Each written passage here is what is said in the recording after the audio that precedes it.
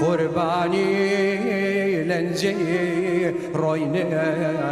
بمي آمين امتقاني دايا آمين امتقاني دايا صدر يا هرنام ديبايا كادم داز جيران بايا